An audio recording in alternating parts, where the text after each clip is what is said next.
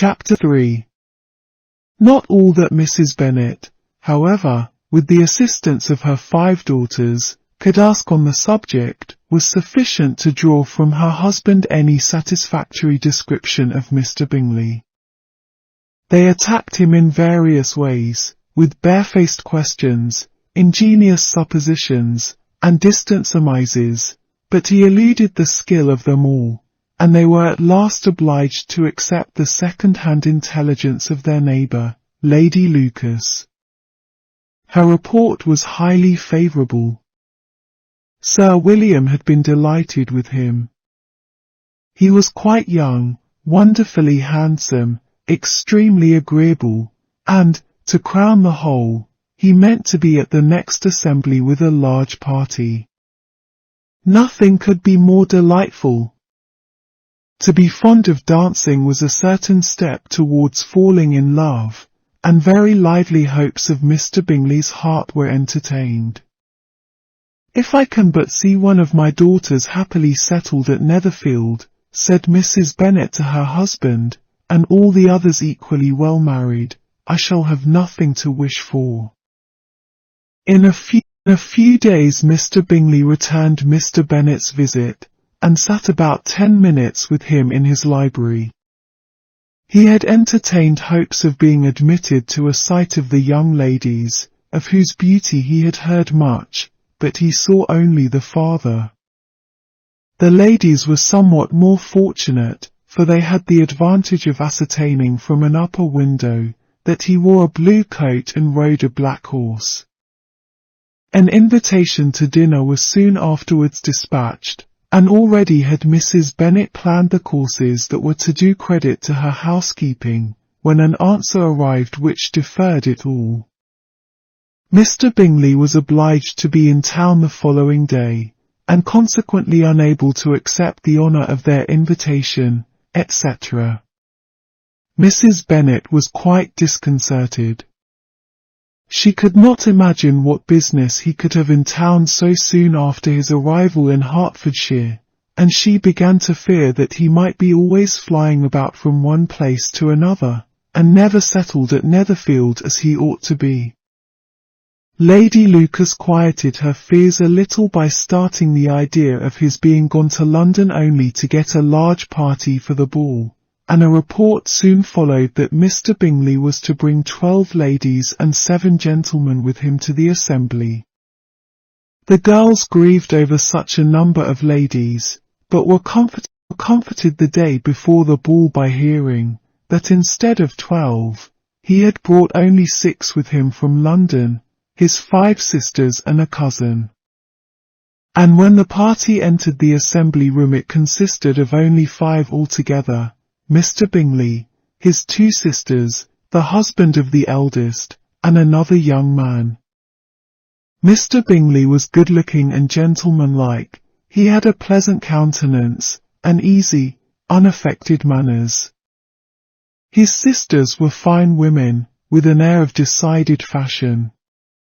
His brother-in-law, Mr. Hurst, merely looked the gentleman, but his friend Mr. Darcy soon drew the attention of the room by his fine, tall person, handsome features, noble mien, and the report which was in general circulation within 5 minutes after his entrance, of his having 10,000 a year. The gentleman pronounced him to be a fine figure of a man.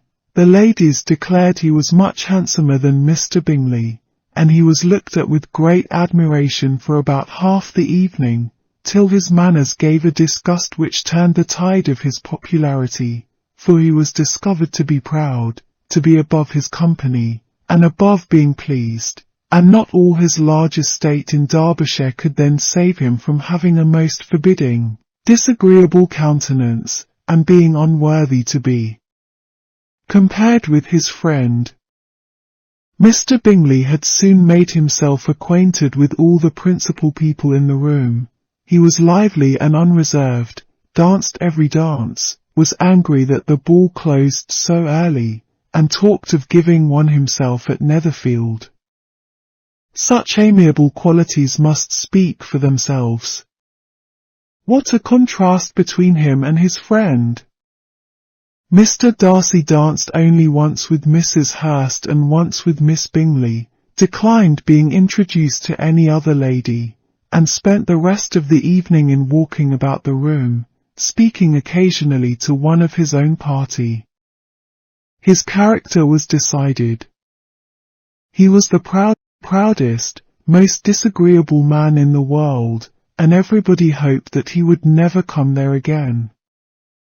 Amongst the most violent against him was Mrs. Bennet, whose dislike of his general behaviour was sharpened into particular resentment by his having slighted one of her daughters. Elizabeth Bennet had been obliged, by the scarcity of gentlemen, to sit down for 2 dances, and during part of that time, Mr. Darcy had been standing near enough for her to overhear a conversation between him and Mr. Bingley, who came from the dance for a few minutes, to press his friend to join it. "Come, Darcy," said he, "I must have you dance. I hate to see you standing about by yourself in this stupid manner. You had much better dance." "I certainly shall not. You know how I detest it, unless I am particularly acquainted with my partner. At such an assembly as this, it would be insupportable. Your sisters are engaged, and there is not another woman in the room whom it would not be a punishment to me to stand up with." "I would not be so fastidious as you are," cried Bingley, "for a kingdom. Upon my honour, I never met with so many pleasant girls in my life as I have this evening, and there are several of them you see uncommonly pretty." "You are dancing with the only handsome girl in the room," said Mr. Darcy, looking at the eldest Miss Bennet. "Oh, she is the most beautiful creature I ever beheld. But there is one of her sisters sitting down just behind you, who is very pretty, and I dare say very agreeable. Do let me ask my partner to introduce you." "Which do you mean?" And turning round, he looked for a moment at Elizabeth, till catching her eye, he withdrew his own and coldly said, "She is tolerable, but not handsome enough to tempt me, and I am in no humour at present to give consequence to young ladies who are slighted by other men. You had better return to your partner and enjoy her smiles, for you are wasting your time with me." Mr. Bingley followed his advice. Mr. Darcy walked off, and Elizabeth remained with no very cordial feelings towards him. She told the story, however, with great spirit among her friends, for she had a lively, playful disposition, which delighted in anything ridiculous. The evening altogether passed off pleasantly to the whole family.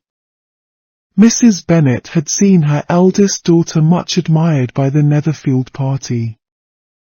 Mr. Bingley had danced with her twice, and she had been distinguished by his sisters.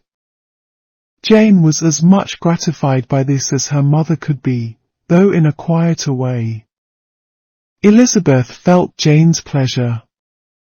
Mary had heard herself mentioned to Miss Bingley as the most accomplished girl in the neighbourhood, and Catherine and Lydia had been fortunate enough to be never without partners, which was all that they had yet learnt to care for at a ball. They returned, therefore, in good spirits to Longbourn, the village where they lived, and of which they were the principal inhabitants. They found Mr. Bennet still up.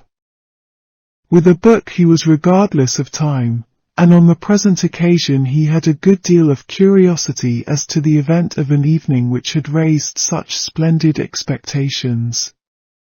He had rather hoped that all his wife's views on the stranger would be disappointed, but he soon found that he had a very different story to hear. "Oh, my dear Mr. Bennet," as she entered the room, "we have had a most delightful evening, a most excellent ball. I wish you had been there. Jane was so admired, nothing could be like it. Everybody said how well she looked, and Mr. Bingley thought her quite beautiful, and danced with her twice. Only think of that, my dear, he actually danced with her twice, and she was the only creature in the room that he asked a second time. First of all, he asked Miss Lucas. I was so vexed to see him stand up with her, but, however, he did not admire her at all. Indeed, nobody can, you know, and he seemed quite struck with Jane as she was going down the dance. So he inquired who she was, and got introduced, and asked her for the two next. Then, the 2/3 he danced with Miss King, and the 2/4 with Maria Lucas, and the 2/5 with Jane again, and the 2/6 with Lizzie, and the boulanger. If he had had any compassion for me, cried her husband impatiently, he would not have danced half so much. For God's sake, say no more of his partners. Oh, that he had sprained his ankle in the first dance. Oh, my dear, continued Mrs. Bennet, I am quite delighted with him. He is so excessively handsome. And his sisters are charming women. I never in my life saw anything more elegant than their dresses. I dare say the lace upon Mrs. Hurst's gown. Here she was interrupted again. Mr. Bennet protested against any description of finery. She was therefore obliged to seek another branch of the subject, and related, with much bitterness of spirit and some exaggeration, the shocking rudeness of Mr. Darcy.